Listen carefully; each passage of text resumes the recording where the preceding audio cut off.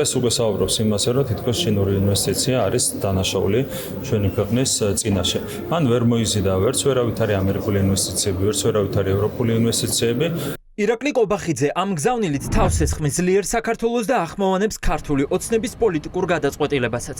ოცნების რეჟიმის თვითგამოცხადებული პრემიერის სამიზნე მამუკა ხაზარაძე მას შემდეგ გახდა, რაც ტევ1-ის ეთერიდან ოპოზიციის ერთ-ერთმა ლიდერმა ანაკლის სპორტში ამერიკელი ინვესტორების შემოყვანა მოითხოვა.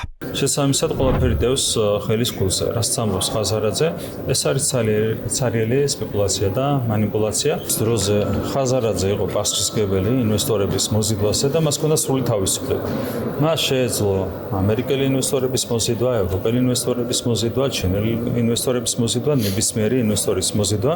მაშინ სხვადასხვა ხაზარაძე საუბრობდა ჩინური ინვესტიციების მნიშვნელობაზე ანაკლიაში. კობახიძემ ყველაზე კარგად იცის, რომ ანაკლის სპორტის აშენება ამერიკული ფულით და ამერიკული ინტერესით საქართველოსთვის უსაფრთხოების მყარ გარანტიებს წარმოადგენს. თუმცა, უკვე თვეებია ივანიშვილის რეჟიმის პრემიერი აკეთებს ყველაფერს იმისთვის, რომ პორტი ჩინურ კომპანიებს ჩააბაროს.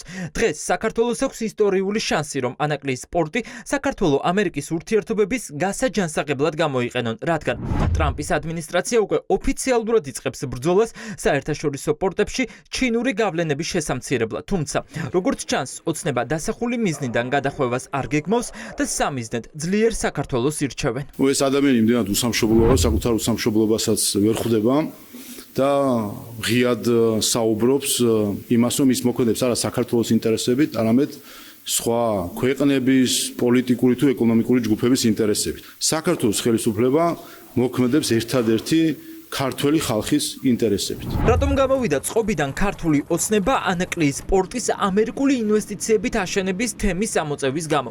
არსებობს რუსეთის ხელისუფლებასთან დაახლოებული არაერთი პოლიტიკოსის საჯარო განცხადება, სადაც ისინი საქართველოს სტრატეგიულ პორტში ამერიკული ინტერესის წინააღმდეგ გამოდიან.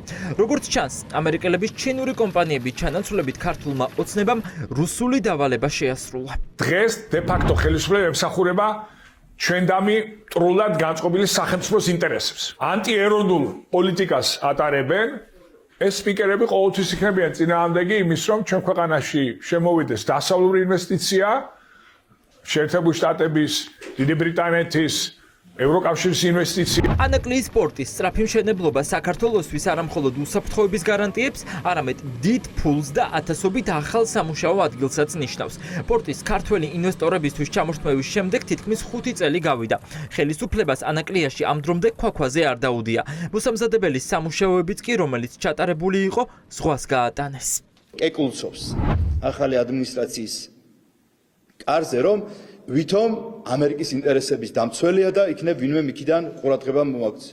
შენ მაქსიმუმ შეიძლება ჯო ვილსონმა გამოგაჭენოს თავის ტვიტზე, ოღონდ იქაც თუ გადაიხდი $1000 მინიმუმ ერთ იმაში. ლუზერი არავის არ ჭირდება. დღეს მამუკა ხაზარაძის უსამშობლოს ეძახდა თემურლენგის საფლავთან იდგა. თემურლენგის ამ ქვეყნის მაოხრებელი საფლავთან იდგა. მეორე აქ მონღოლი მეჯოგის გამომეტყველებით ცარიელდერეფნებში რო დარბის პარლამენტის და თავი რომ მართლა იმის თავმჯდომარე გონია, საერთაშორისო ვაჭრობაში საქართველოს როლის გამოკვეთა.